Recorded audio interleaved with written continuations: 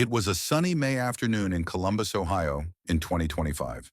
Vice President J.D. Vance, age 40, stepped onto the stage of a Republican rally. Smirking and uncompromising, he started speaking with a smile. "You know what's ironic," he stated, eliciting laughter from the audience. "These African nations boast about sovereignty, about dignity. Man, half of them can't even provide electricity to their capitals." The crowd erupted. Vance continued, "And now this boy from Burkina Faso, what's his last name? Ibrahim Traoré is going to lecture America? A nation that's not even on the map? Please." He made a sweeping gesture. Burkina. I don't even know how to say that name. Probably doesn't even have real internet." The microphones were rolling, capturing every moment, every snicker. In a matter of seconds, clips of the speech were making headlines online via hashtags such as Vance Africa and Traoré response. On the other side of the world, it was 11 p.m. in Burkina Faso's capital, Ouagadougou. Moussa Kabore, who was a key advisor to President Ibrahim Traoré, saw the video alert. He played the clip 3 times before contacting the president. "Mr. President," he told him urgently, "J.D. Vance just publicly ridiculed Burkina Faso, and you personally. It was totally disrespectful." Ibrahim, who had been scanning economic reports in his office, let out a deep sigh. After the previous diplomatic confrontation with Kamala Harris, he had thought the U.S. had learned the lesson of mutual respect. Apparently not. "Send me the video," he commanded, "and schedule a meeting for tomorrow morning. This time, our response will be different." By morning, indignation had swept across the continent. The video was viral, with leaders and people alike reacting strongly. In his conference room at 6 a.m., President Traoré spoke to his cabinet. "Gentlemen, this is not a diplomatic faux pas. It's a mockery outright," he declared seriously. Foreign Minister Dr. Alain Ouedraogo gave the latest reports. 31 African nations have expressed solidarity with us. The president of Senegal called it a colonial insult. South Africa's leader spoke of deep-rooted institutional racism. Economy Minister Fatimata Sawadogo added, "We've already seen real consequences. 3 major American investors canceled their scheduled meetings overnight. They're wary of negative association." Ibrahim slammed his hand on the table. "This isn't about ego. It's about dignity, ours and that of the entire African continent." At the same time, President Trump was furious in Washington, D.C. "What the hell were you thinking?" he thundered at a private meeting with J.D. Vance. "We've just restored our relations with Africa following the Kamala saga." Vance attempted to clarify. "It was meant as a joke to win over the crowd. I never imagined it would reach this scale." Trump was not impressed. "Joke? That kid from Burkina Faso dismembered Kamala with poise and dignity. And then you come and ridicule him?" He stopped, scowling. "You'll mop up this mess, personally." In Ouagadougou, Ibrahim Traoré was taking calls from world leaders. "Brother Ibrahim," declared South Africa's Cyril Ramaphosa, "Africa is rallying behind you once more. What will you do this time?" This time, Traoré had a different strategy, a harder, sharper one. "Yakuba," he instructed his press secretary, "I need you to arrange something special. Not a press conference, something that the world won't soon forget." Yakuba Sawadogo arched an eyebrow, curious. "What do you have in mind, Mr. President?" "A straight video," Traoré said. "No filters, no excessive diplomacy. I want to present J.D. Vance with exactly who we are." As his people prepared, Traoré studied J.D. Vance in detail. A Yale alum, writer of a book on poverty in America, former Ohio senator, now vice president. "Interesting," Ibrahim grumbled. "Wrote about American poverty, but mocks countries emerging from it." In America, the White House frantically worked on damage control. Journalists bombarded the press secretary with questions. Does the vice president retract his statement? Will he apologize? What does this do to relations with Africa? The responses were evasive, betraying the administration's increasing unease. On American social media, the reaction was split. Trump supporters defended Vance, asserting that he spoke the truth. But more and more people condemned him. "Making fun of developing countries is not leadership," one tweet stated. In Ohio, university students, including at Ohio State, staged peaceful demonstrations. One of the signs had written on it, "Respect our leaders. Africa is no joke." At 3 p.m. in Ouagadougou, the cameras began to roll. Ibrahim Traoré sat in his dark suit in his presidential office, the Burkina Faso flag subtly flapping behind him. "Hi there, Mr. J.D. Vance," he started matter-of-factly. "I watched your Ohio speech where you ridiculed Burkina Faso. Firstly, thank you for allowing me the public space to teach you." He leaned forward, poised and accurate. "You said our country isn't even on the map. That's an interesting comment, especially from someone who might confuse Burkina Faso with Bangladesh." He paused. "Let me help you. We're in West Africa, bordered by 6 countries, home to 21 million people, and we've existed longer than your nation. You laughed about our electricity," he continued. "In the last 3 years, we've increased energy production by 400%. Today, 89% of our people have access to electricity." The screen cut to data.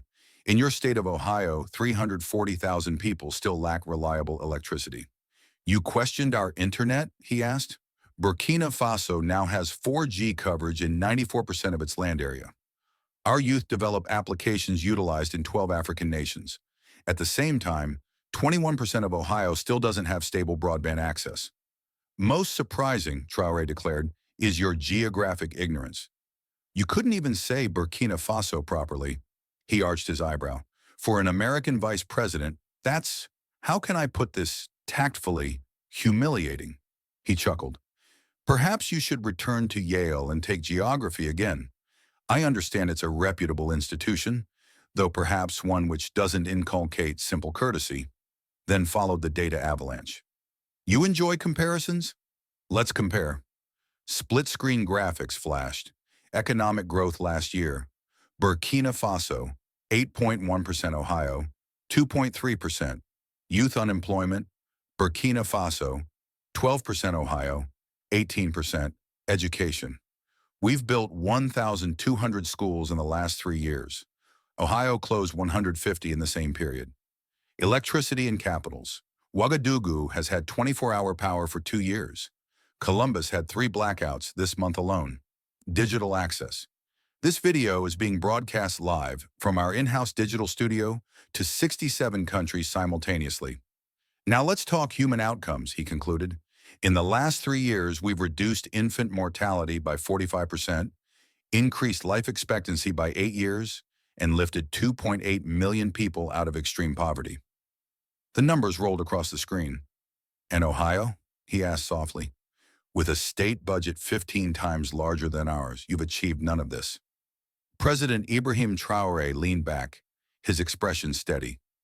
"Mr. Vance," he told him, "we are not your joke. We are an ascending people. And you?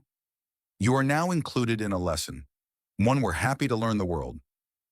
Ibrahim Traoré sat back in his chair, unruffled. "Mr. Vance," he told him, "you've written a book on American poverty. Maybe it's time you wrote one on geographic ignorance too." The camera caught Ibrahim's crushing smile.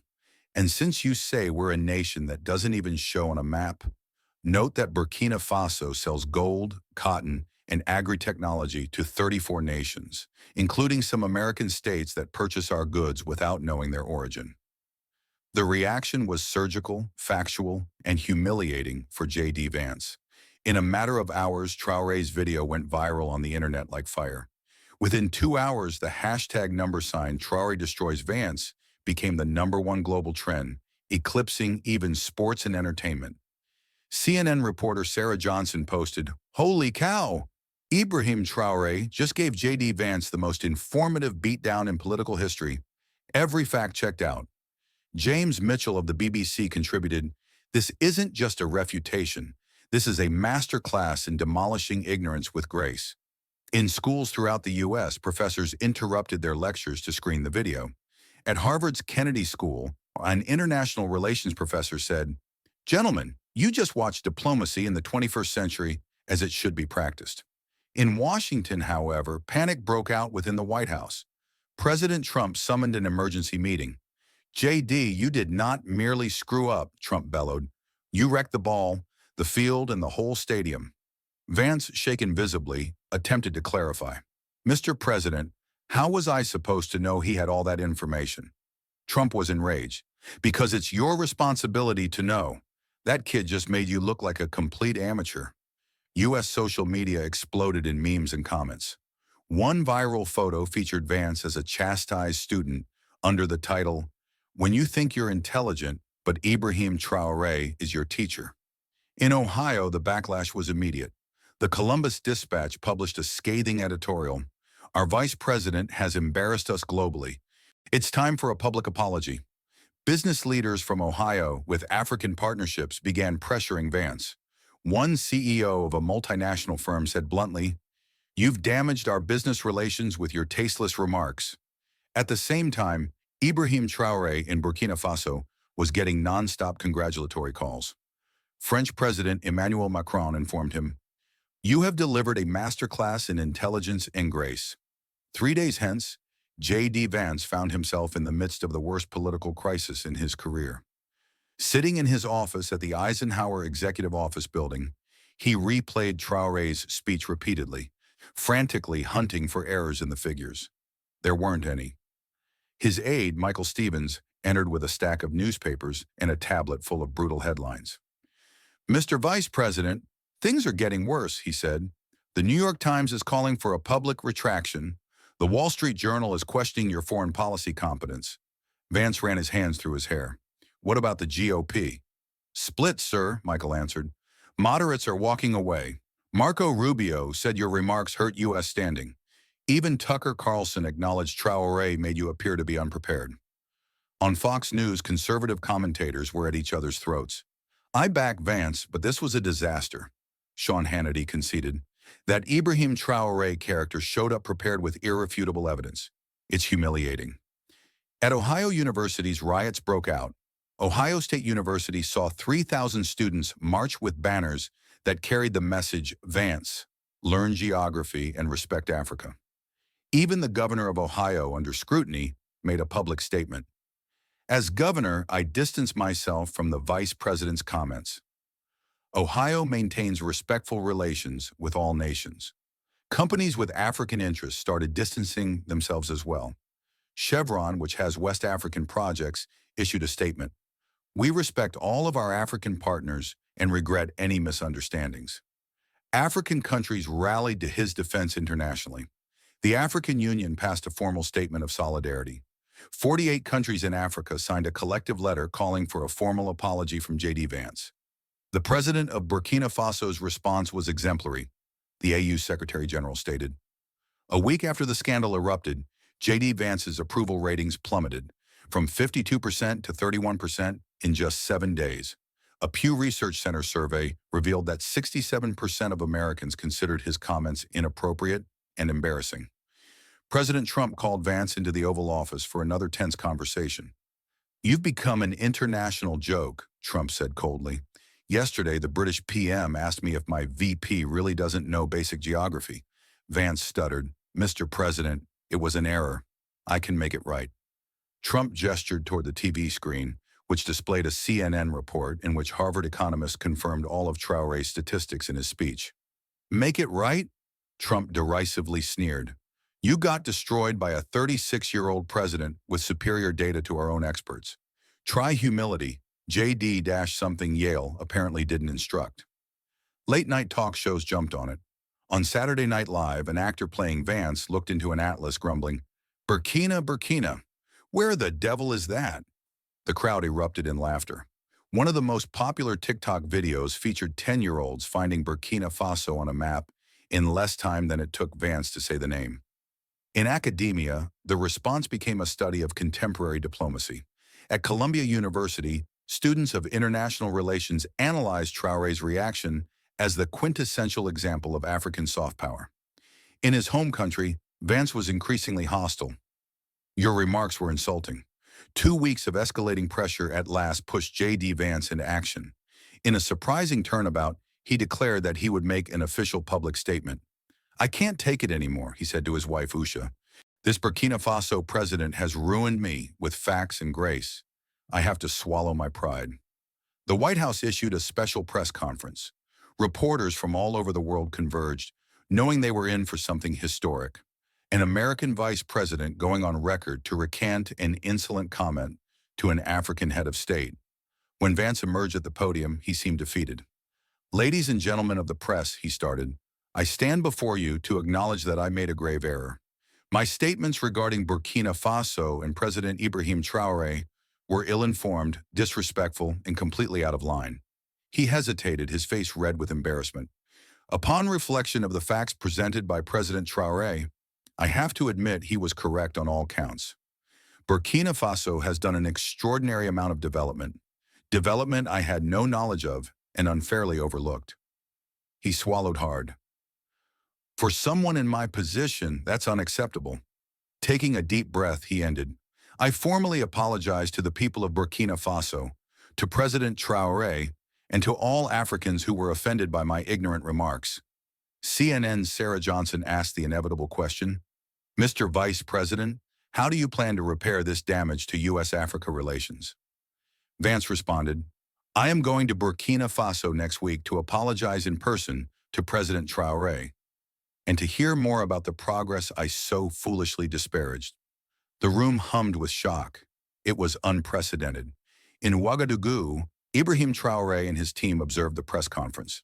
"He was courageous to own up to his error," Traoré graciously said. "We will greet him with dignity."